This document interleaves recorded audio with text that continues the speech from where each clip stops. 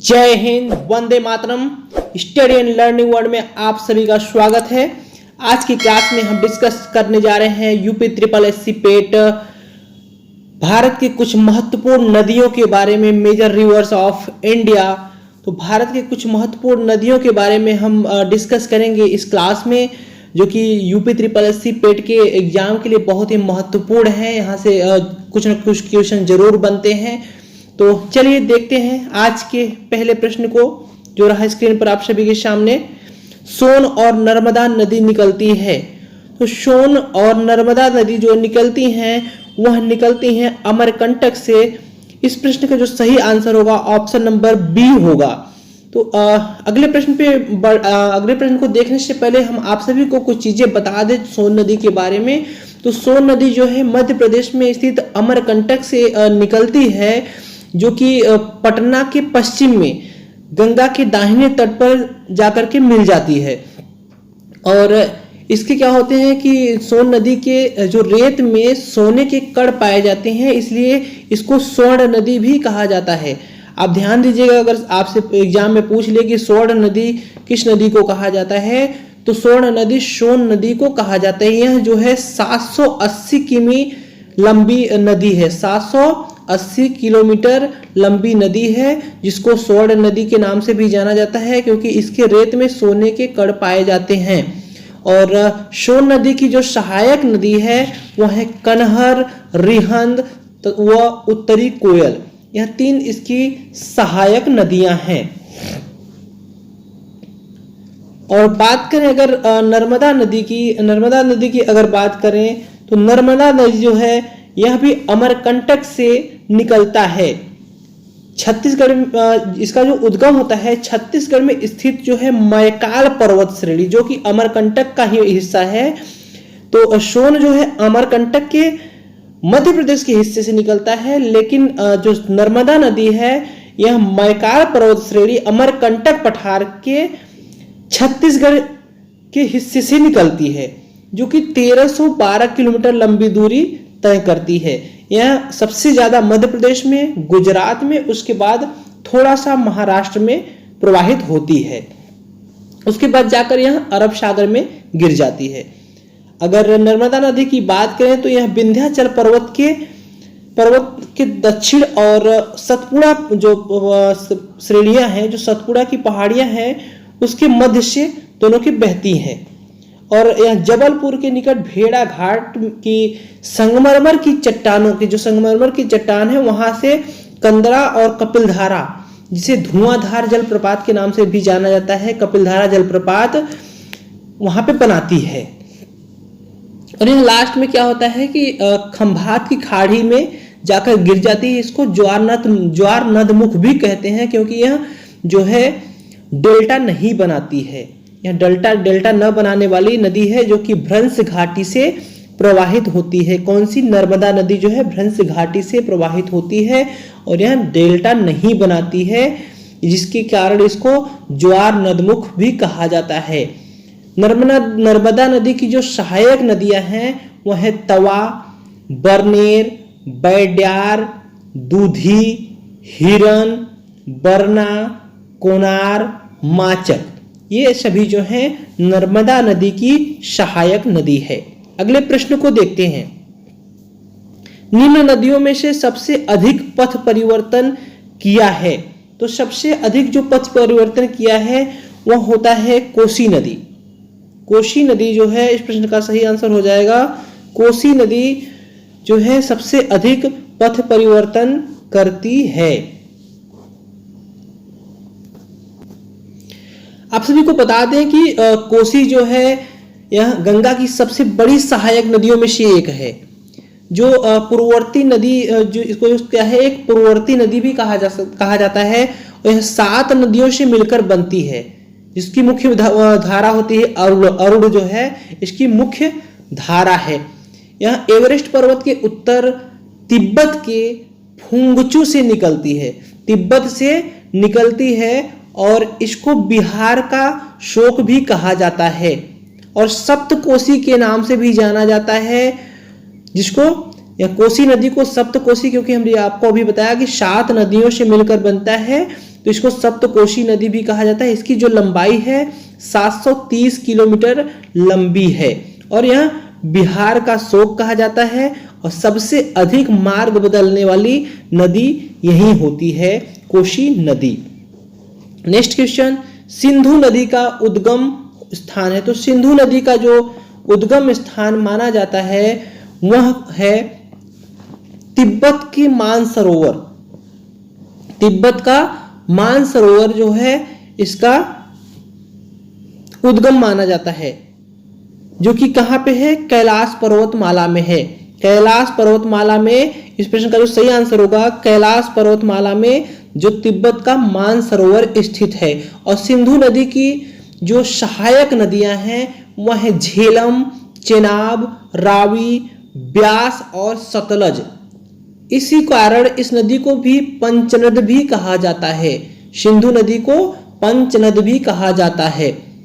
यह जो है 2880 किलोमीटर लंबी नदी है, जो कि विश्व की नदियों में से एक है, विश्व की बड़ी नदियों में से एक मानी जाती है।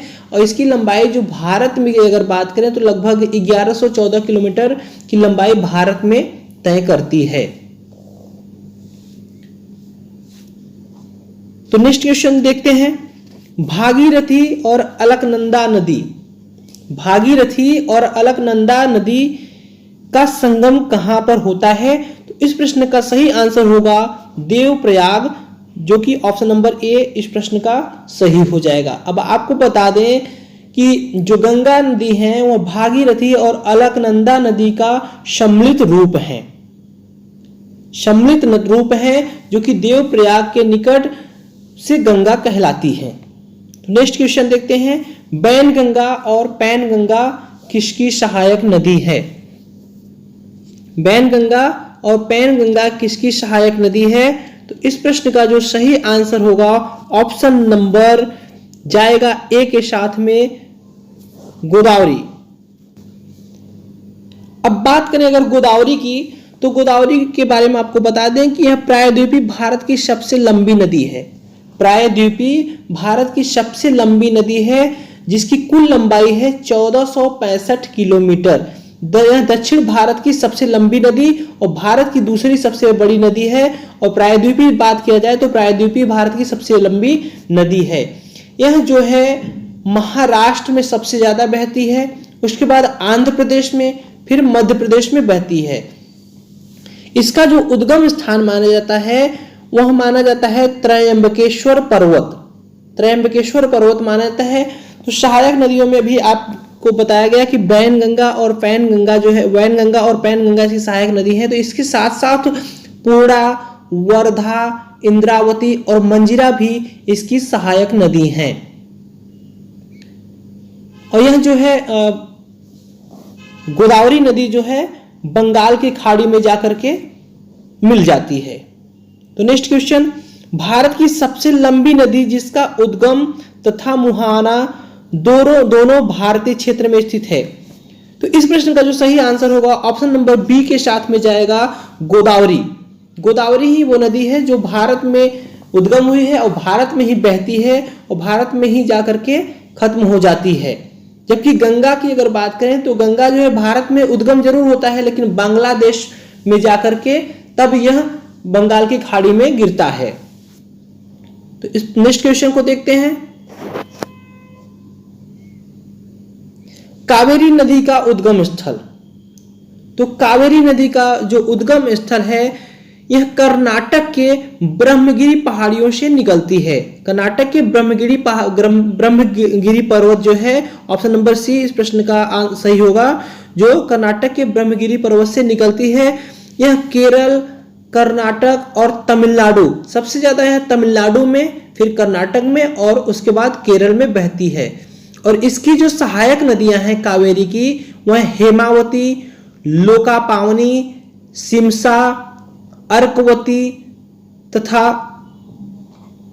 दक्षिण में जो है लक्ष्मण तीर्थ, कबिनी, सुवर्णवती, भवानी, अमरावती आदि से जाकर के मिल जाती है। शिव समुद्रम नामक जलप्रपात जो है इसी नदी पर बना हुआ है, जिसकी जो शिव समुद्रम जलप्रपात जो बना हुआ है, इसके दो धाराएं हैं। उत्तर में इसको कोलेरू के नाम से जानते हैं और दक्षिण में इसको क्या बोलते हैं, कावेरी के नाम से जानते हैं। जहां पे शिव समुद्रम जलप्रपात है, इसके उत्तरी भाग को कोलेरू के नाम से जानते हैं और दक्षिणी भाग को कावेरी के नाम से जानते हैं। इसको क्या है कि दक्षिण की गंगा के नाम से भी जाना जाता है, दक्षिण की गंगा के नाम से भी जाना जाता है। आप सभी को बता दें कि जो कावेरी नदी है, यह प्रायद्वीपीय एक ऐसी नदी है जहां वर्ष भर इस नदी में पानी भरा रहता है। एक यही नदी ऐसी है जो कि सूखती नहीं है। नेक्स्ट क्वेश्चन, कावेरी नदी गिरती है, तो कावेरी नदी अभी आपको हमने बताया कि बंगाल के खाड़ी में गिरती है। नेक्स्ट क्वेश्चन को देखते हैं, कावेरी नदी जल विवाद मुख्यतः किन दो राज्यों के मध्य में है? तो कावेरी नदी जो है जल विवाद वह है कर्नाटक और तमिलनाडु के मध्य में, जो कि अभी हमने आपको बताया कि सबसे ज्यादा तमिलनाडु में और दूसरा सबसे ज्यादा कर्नाटक में बहता है और तीसरा जो है कुछ प्रतिशत इसका केरल में बहता है। तो सबसे इसका जो इसका जो आंसर होगा, जल विवाद जो है कावेरी नदी का कर्नाटक, तमिलनाडु और कर्नाटक के मध्य में है। तो ऑप्शन नंबर डी इस प्रश्न का सही होगा। निम्न में से किस नदी को उसकी पवित्रता के कारण दक्षिण भारत की गंगा कहा जाता है? अभी हमने आपको बताया कि दक्षिण भारत की गंगा कही जाती है कावेरी नदी को। तो इस प्रश्न का सही आंसर होगा option number D. Next question, Krishna नदी का उद्गम स्थल किसके समीप है? कृष्णा नदी का उद्गम स्थल किसके समीप है? तो आपको बता दें इस प्रश्न का जो सही आंसर होगा वह जाएगा ऑप्शन नंबर ए के साथ में महाबलेश्वर। कृष्णा नदी जो है यह प्रायद्वीपीय भारत की दूसरी सबसे लंबी नदी है। यह पश्चिमी घाट महाराष्ट्र में स्थित महाबलेश्वर से निकलकर दक्षिण पूर्व दिशा में 1400 किलोमीटर की लंबाई में प्रवाहित होती है और बंगाल की खाड़ी में जाकर गिरती है। अभी हमने आपको गोदावरी के बारे में बताया, गोदावरी जो है 1465 किलोमीटर जो कि प्रायद्वीपीय सबसे लंबी नदी है, और कृष्णा नदी की बात करें तो 1400 किलोमीटर जो कि प्रायद्वीपीय दूसरी सबसे लंबी नदी है, यह बंगाल की खाड़ी में गिरती है। अब इसकी बात करें जो यह बहता है, तो यह बहता है महाराष्ट्र में सबसे ज्यादा, कर्नाटक और आंध्र प्रदेश, सबसे ज्यादा कर्नाटक में बहता है, उसके बाद आंध्र प्रदेश में, और तीसरा जो है स्थान इसका महाराष्ट्र में है। 3 राज्यों में यह बहती है। इसकी जो सहायक नदियां हैं कृष्णा की, वह कोयना, यरला, वाड़ा, पंचगंगा, दूधगंगा, घाट प्रभा, माल प्रभा, भीमा, तुंगभद्रा, मूसी।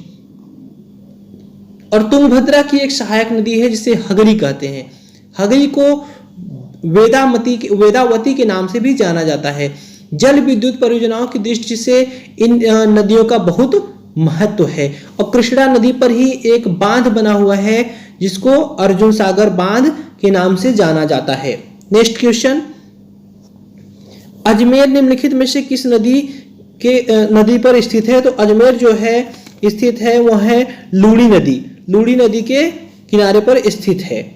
इस प्रश्न का सही आंसर होगा ऑप्शन नंबर ए। नेक्स्ट क्वेश्चन, आइजोल निम्नलिखित में से किस नदी के तट पर स्थित है? वह होगा ऑप्शन नंबर बी, तवांग नदी। तवांग नदी के तट पर जो है आइजोल शहर बसा हुआ है। नेक्स्ट क्वेश्चन, अलकनंदा और भागीरथी किस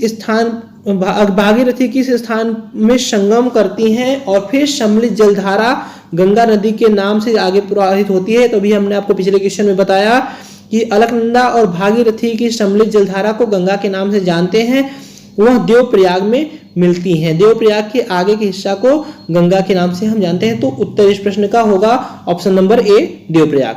नेक्स्ट, निम्नलिखित में से कौन सा महासागर में प्रचुर मात्रा में विटामिन आयन है?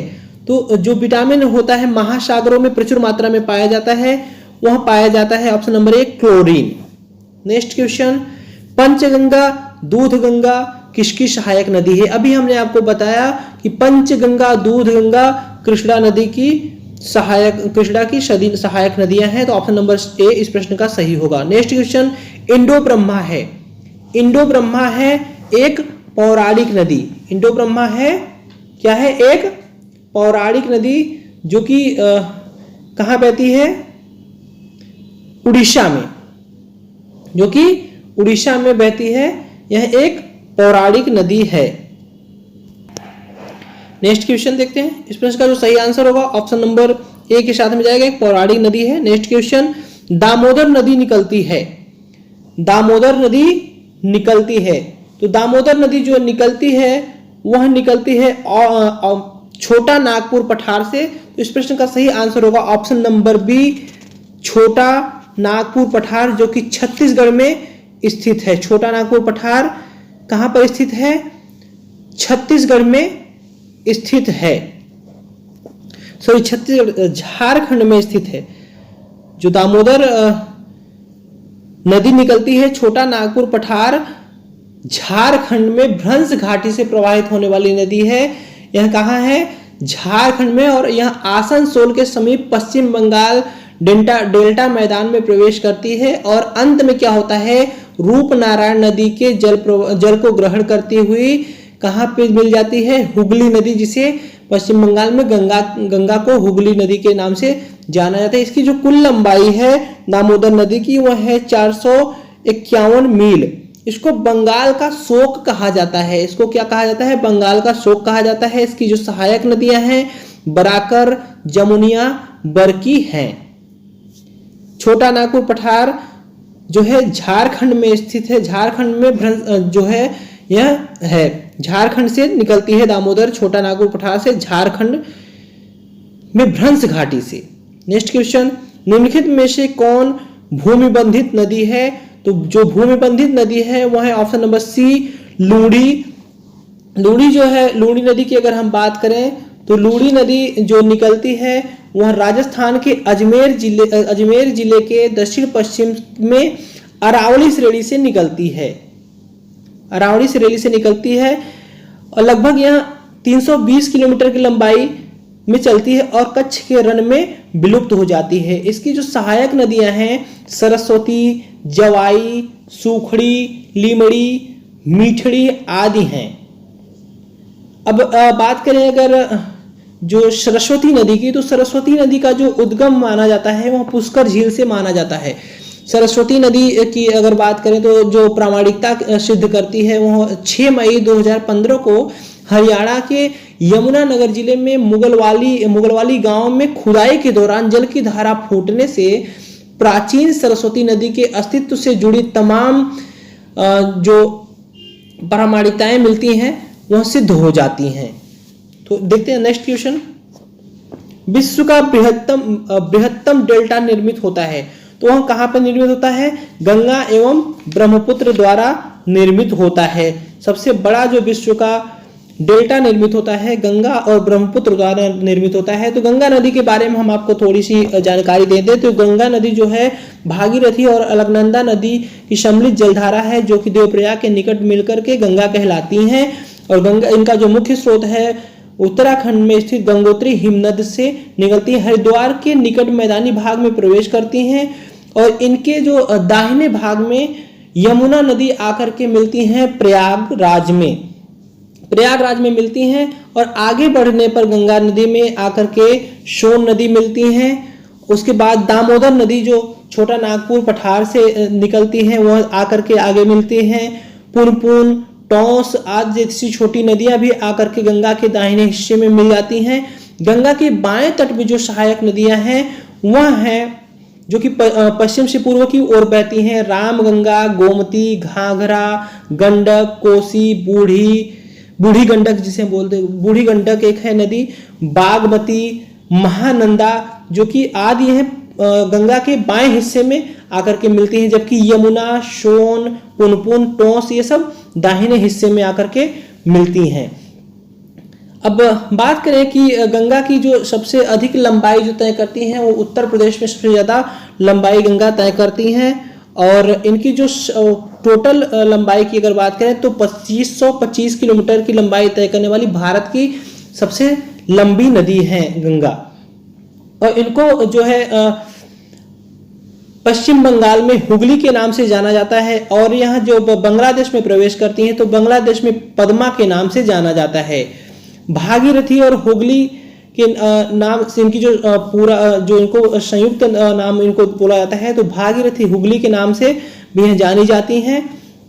और इनकी जो संयुक्त जलधारा है जब ब्रह्मपुत्र के साथ में मिलती हैं तो इनको वहाँ पे बांग्लादेश में पद्मा के नाम से जाना जाता है। और गंगा ब्रह्मपुत्र का जो डेल्टा होता है विश्व का सबसे बड़ा डेल्टा माना जाता है, जो कि सुंदरबन में जो इनका डेल्टा बनता है, डेल्टा के समुद्री भागों में घने जो बहुत है घने वनों से ढका होता है। यह डेल्टा जो होता है समुद्री भाग के घने वनों से ढका होता है, जिसको सुंदरी वृक्ष या सुंदरबन कहा जाता है। हुगली को विश्व की सबसे अधिक विश्वासघाती नदी भी कहते हैं। इसी के तट पर कोलकाता बंदरगाह स्थित है, जिसे पूर्व का लंदन भी कहा जाता है। तो अब आप समझ गए होंगे कि विश्व का बृहत्तम डेल्टा निर्मित कहाँ होता है, तो गंगा एवं ब्रह्मपुत्र द्वारा होता है। नेक्स्ट क्वेश्चन, हिमालय काटकर एवं बहकर आने वाली नदियां हैं, तो वह है ब्रह्मपुत्र, सतलज और सिंधु। तो ब्रह्मपुत्र की बात अगर हम करें तो ब्रह्मपुत्र जो है यह भी कहां से निकलती हैं,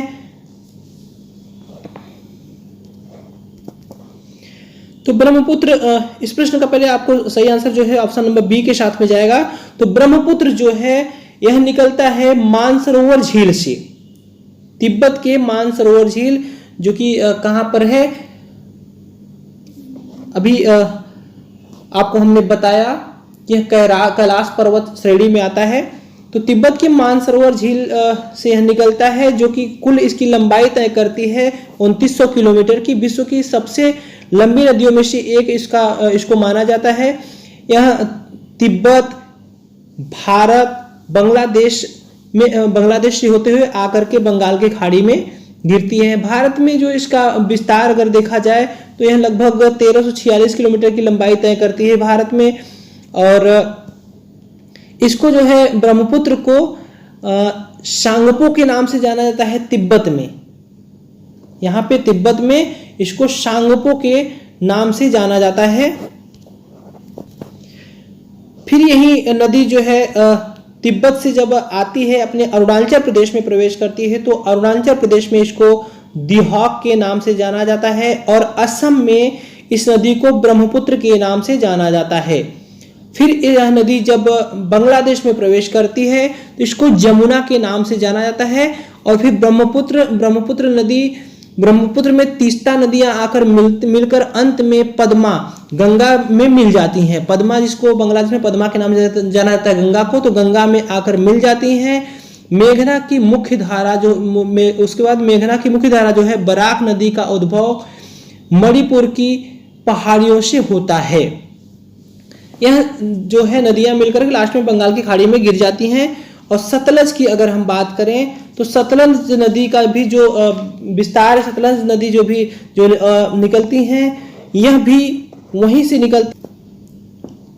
सतलज नदी जो निकलती हैं यह भी मानसरोवर झील के पास स्थित राकस ताल नामक झील से निकलती हैं, जो कि आगे चल करके सिंधु नदी की सहायक नदी बन जाती है। और सतलज नदी की जो सहायक नदियों की अगर बात करें तो यह क्या है कि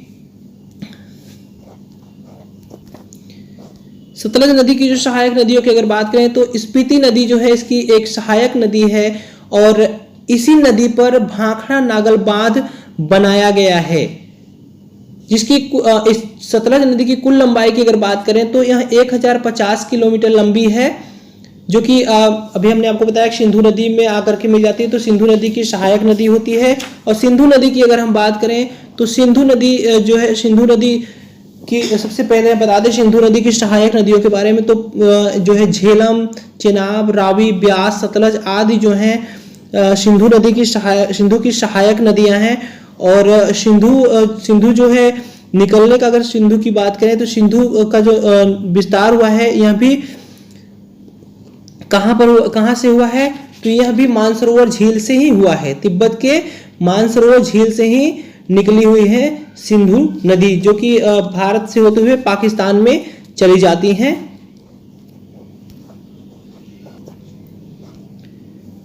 पाकिस्तान के कराची के पूर्व से यहाँ जाकर के अरब सागर में मिल जाती है। आप सभी समझ चुके होंगे। तो आज की क्लास में बस इतना ही। Thank you so much video में बने रहने के लिए। फिर मिलेंगे आपसे नेक्स्ट क्लास में कुछ महत्वपूर्ण कंटेंट के साथ में। तब तक के लिए थैंक यू सो मच।